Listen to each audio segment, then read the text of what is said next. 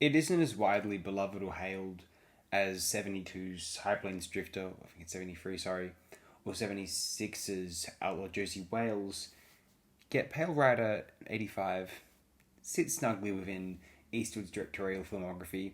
There certainly has many fans, although it doesn't seem to have attained the classic status. I suppose it was considered too derivative or too much of an act of homage to those films to be considered a major classic in the same way. It's certainly not as good as the very brilliant Outlaw Josie Wales, in my opinion, although insofar as it functions as a basic action film with a sort of spiritual overtone, sort of supernatural current, I think Pale Rider outweighs High Plains Drifter by a great magnitude. It's an extremely entertaining and purely straightforward Eastwood Western action picture with a terrific and believable, relatable, three-dimensional performance from Michael Moriarty as Hull Barrett. Eastwood was aided by his regular cinematographer at this time, Bruce Surtees, who had also photographed High Plains Drifter and the Outlaw Josie Wales, giving it the same cinematographic aesthetic. I find it interesting that, engrossing $41 million at the box office, Pale Rider was the highest grossing Western of the 1980s, apparently. I can't imagine what else would compete with it, to be fair. Some interesting information about this film's themes, which I felt was worth reading out. In an audio interview, Clint Eastwood said that his character Preacher is an out-and-out ghost.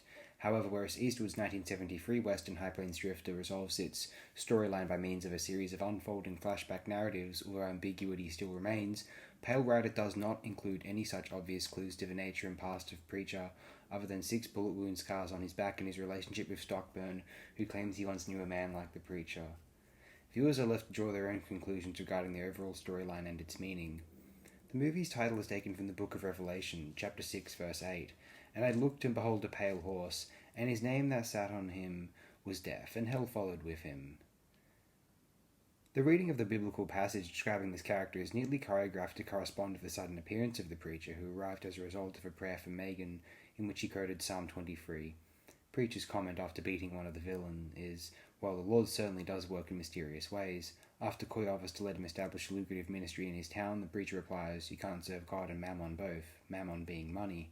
According to Robert Jewett, the film's dialogue parallels Paul the Apostle's teaching on divine retribution, Romans 12:19-21. Let's view the reception tab. Let's read this out, shall we?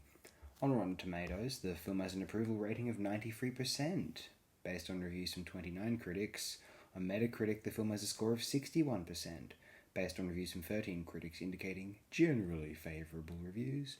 The review in the New York Times praised Clint Eastwood's performance. This veteran movie icon handles both jobs, lead actor and director, with such intelligence and facility. I'm just now beginning to realise that, though Mr. Eastwood may have been improving over the years, it's also taken all these years for most of us to recognise his very consistent grace and wit as a filmmaker, concluding that it's so evocative of a fabled time and place that it never allows the movie to self-destruct in parody. Pale Rider was the first decent Western in a very long time. The reviewer in the Washington Post dissented, finding that pretty soon we recollect why Westerns lost their appeal. The movie is real pretty, full of little gold aspens and snow-capped mountains, but it is slow, dark, and badly timed.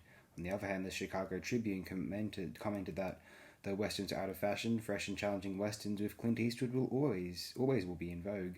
Roger Ebert also praised the film, giving it 4 out of 4 stars. Further, he stated, "Pale Rider is overall a considerable achievement, a classic Western of style and excitement."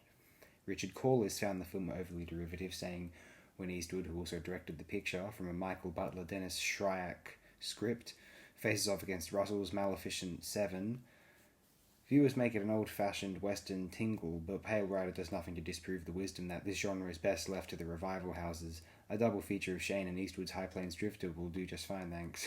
I'm not the biggest fan of either Western, but maybe I'll watch them again. Who knows? The film was entered into the 1985 Cannes Film Festival and included in the Western nominations for the American Film Institute's 10 Top 10 lists. I'm quite fond of Pale Rider. I think it's a lot of fun, very straightforward, quite simple, though extremely satisfying, inescapably satiating in my opinion. Not one of the more complicated films that Eastwood directed, although one of his more entertaining and purely impressive as a straightforward, functional romp, I might suggest.